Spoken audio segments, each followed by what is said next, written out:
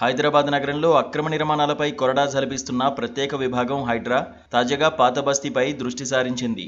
ఇప్పటివరకు ఆ ప్రాంతానికి పెద్దగా వెళ్లని హైడ్రా గురువారం తెల్లవారుజామున చంద్రయానగుట్ట నియోజకవర్గంలోని అక్బర్ నగర్లో భారీ ఎత్తున కూల్చివేతలు చేపట్టింది. బండ్లగూడ మండలం పరిధిలోని సర్వే నెంబర్లు 303 నుంచి 306 వరకు ఉన్న సుమారు 2000 గజాల ప్రభుత్వ భూమిని ఆక్రమించి నిర్మించిన కట్టడాలను హైడ్రా బృందం కూల్చివేసింది. ఈ చర్యతో ఆ ప్రాంతంలో ఒక్కసారిగా ఉద్రిక్త వాతావరణం నెలకొంది. చెరువులు, ప్రభుత్వ భూములపై జరుగుతున్న అక్రమ నిర్మాణాలపై హైడ్రా ఇటీవల కాలంలో మరింత కఠినంగా వ్యవహరిస్తోంది. ఈ నేపథ్యంలోనే పాత బస్తీలో చేపట్టిన ఈ కూల్చివేతలు కబ్జాదారుల్లో కలకలం రేపుతున్నాయి. అయితే హైడ్రా చర్యలను వ్యతిరేకిస్తూ ఎంఐఎం కార్పొరేటర్లు, మహిళా నాయకులు పెద్ద ఎత్తున నిరసన ప్రదర్శనలు చేపట్టారు. హైడ్రా రంగనాథ్ డౌన్ డౌన్ అంటూ నినాదాలు చేశారు. కొందరు ఆందోళనకారులు హైడ్రా కమిషనర్పై అవినీతి ఆరోపణలు కూడా చేశారు.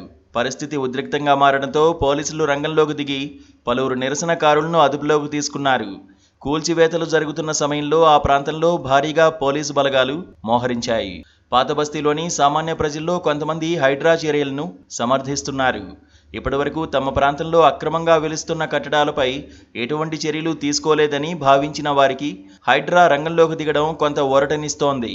కుల మత భేదాలు లేకుండా ప్రభుత్వ భూములను పరిరక్షించడానికి హైడ్రా చేస్తున్న ప్రయత్నాలను వారు కొనియాడుతున్నారు.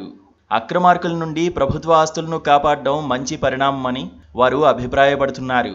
ఎవరైనా ప్రభుత్వ స్థలాల్లో లేదా చెరువుల్లో అక్రమ నిర్మాణాలు చేపడితే సమాచారం ఇవ్వాలని హైడ్రా అధికారులు కోరడం కూడా ప్రజల్లో భరోసా నింపుతోంది.